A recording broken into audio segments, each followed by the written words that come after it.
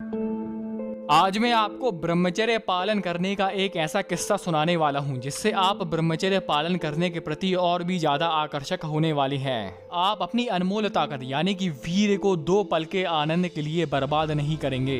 यह जो कहानी है वह है महाभारत की। यह उस समय की बात है जब पितामह भीष्म के सौतेले भाई यानी कि विचित्रवीर्य और चित्रांगद इन दोनों की असमय मृत्यु हो गई थी और समस्या यह उत्पन्न हो गई थी कि इन दोनों की कोई संतान नहीं थी। यहाँ पर हस्तिनापुर का कोई भी उत्तराधिकारी नहीं था। तब ऐसे में सारा भाग भीष्म के कंधों पर आ गया था। और आपको तो पता है कि पितामह भीष्म एक अखंड ब्रह्मचारी थे। उन्होंने जीवन भर अखंड ब्रह्मचर्य की एक भीषण प्रतिज्ञा की थी। अब ऐसे में जब राज्य का कोई भी उत्तराधिकारी नहीं था, तब ऐसे में राज्य के मंत्री, ऋषि मुनि, यहाँ तक कि उनकी सौतेली माँ, वही सौतेली माँ जिसके कारण उन्होंने अखंड ब्रह्मचर्य की प्रतिज्ञा की थी, पूरे राज्य के हर नागरिक ने पितामह भीष्म से कहा कि आप अखंड ब्रह्मचर्य की प्रतिज्ञा तोड़ दें और विवाह करें, जिससे राज्य का कुल वंश बचा रहेगा। लेकिन उस समय में नौजवान भीष्म एक युवा अवस्था में, जिस समय कोई विरला पुरुष ही ऐसा होता है जिसका आकर्षण रंग, रूप, सौंदर्य, मोह माया जैसे माया जाल में नहीं बल्कि ब्रह्म में होता है। अब नगर के हर एक व्यक्ति का आग्रह करने के बाद भी कि भीष्म अपने अखंड ब्रह्मचर्य की प्रतिज्ञा तोड़कर अपने कुल वंश को आगे बढ़ाएं, और इसके जवाब में भीष्म यह कहते हैं कि तीनों लोकों का साम्राज्य त्याग देना,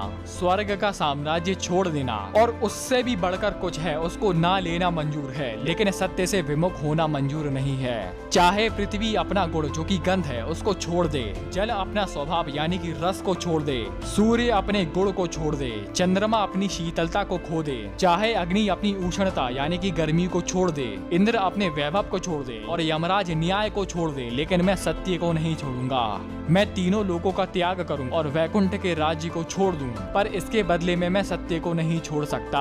अग्नि, वायु, जल, पृथ्वी, आकाश, सूर्य और चंद्रमा और यहाँ तक कि यमदेव अपनी विशेषता को छोड़ दे, लेकिन मैं सत्य का सरताज नहीं छोड़ूंगा। जैसा कि आपको पता है कि पितामह भीष्म ने अखंड ब्रह्मचर्य का पालन किया था और अखंड ब्रह्मचर्य का पालन करते करते उनके शरीर में दिन पे दिन उनका शरीर का बल बढ़ता गया और शरीर का बल यहाँ तक बढ़ गया कि महाभारत के युद्ध में पितामह भीष्म पांडव सेना के 10,000 सैनिक रोज मारते थे। पांचों पांडव ने, यहाँ तक कि श्री कृष्ण ने भी ये मान लिया था कि जब तक कौरव सेना की ओर से पितामह भीष्म लड़ रहे हैं तब तक कौरव सेना को इस महायुद्ध में हराना नामुमकिन है। महाभारत के युद्ध से पहले श्री कृष्ण ने ये प्रतिज्ञा ली थी कि वो इस महायुद्ध में शस्त्र नहीं उठाएंगे। तब यह सुनकर पितामह भीष्म भी कह उठे कि अगर मैंने आजीवन अखंड ब्रह्मचर्य का पालन किया है तो मैं भी यह प्रतिज्ञा करता हूँ कि मैं आपसे शस्त्र उठवा कर ही मानूंगा और अंत में आपको इसका परिणाम पता होगा। वह परिणाम आप इस चित्र में देख सकते हैं। तो दोस्तों, उम्मीद करता हूँ कि इस वीडियो से आपको ब्रह्मचर्य की मोटिवेशन मिली होगी।